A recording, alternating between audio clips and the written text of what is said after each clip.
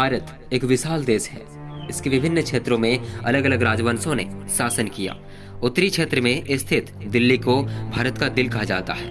आज यह नई दिल्ली हमारे देश की राजधानी है।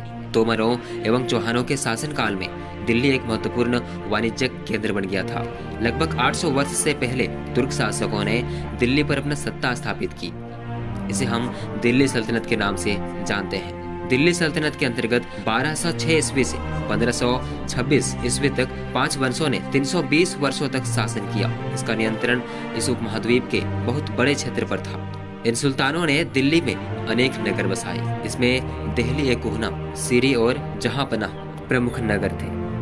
बात करते हैं पहले वंश की, तो वो है गुलाम वंश या ममलुक वंश।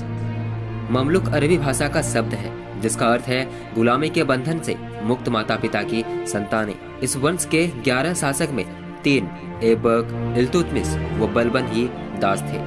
गजनी और हेरात के मध्य स्थित गौर के शासक शहाबुद्दीन उर्फ मुइजुद्दीन गौरी ने भारत पर कई आक्रमण किए। तराइन के पहले युद्ध 1911 में पृथ्वीराज चौहान से हारने के बाद अगले वर्ष उसने तराइन के दूसरे युद्ध में विजय प्राप्त की। गौरी भारत के विजित प्रदेशों पर शासन का भार अपने गुलाम सेनापतियों को सौंपकर गजनी लौट गया।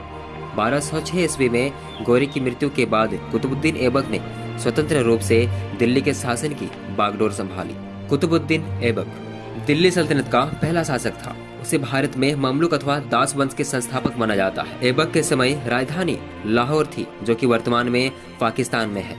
उसने दिल्ली एवं अजमेर में मस्जिदों का निर्माण कराया तथा कुतुब मीनार का निर्माण कार्य आरंभ कराया। 1210 ईस्वी में चौगान या पोलो खेलते समय घोड़ा से गिरकर इसकी मृत्यु हो गई। कुतुबुद्दीन ऐबक को लाख बख्श यानी लाखों का दान देने वाला भी कहा जाता था। दिल्ली सल्तनत के आरंभिक इतिहास में जो शासक सबसे अधिक महत्वपूर्ण स्थान रखता है वो इल्तुतमिश है। सुदृढ़ शासन स्थापित के लिए इल्तुतमिश के सामने अनेक चुनौतियां थी। इन चुनौतियों से निपटने के लिए उसने 40 दासों का एक संगठन तुर्कान-ए-चहलगानी बनाया, जिसे चालीसा दल कहा जाता है।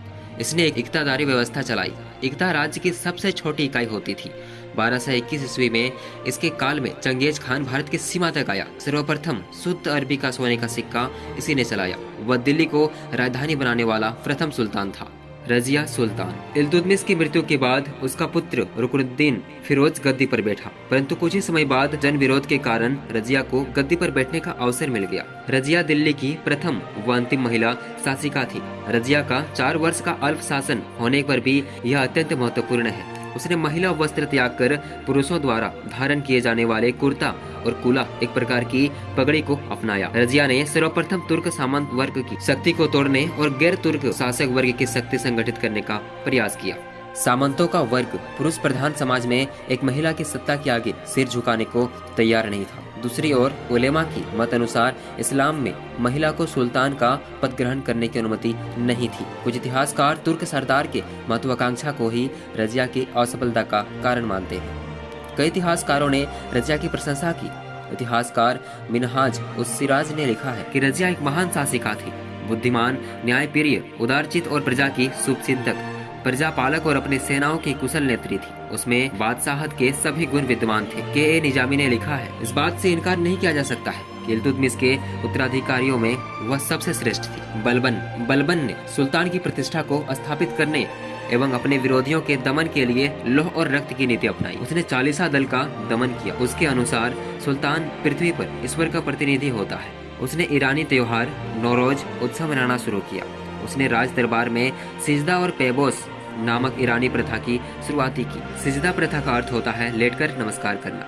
पेबोस का अर्थ होता है पांव का चुम्बन लेना। अगले पार्ट में हम जानेंगे खिलजी वंश के बारे में। इसी तरह से पूरे दिल्ली सल्तनत को हम कवर करेंगे, इसलिए सब्सक्राइब करें हमारे चैनल को और अच्छे लगे तो वीडियो को शेयर जरूर करें।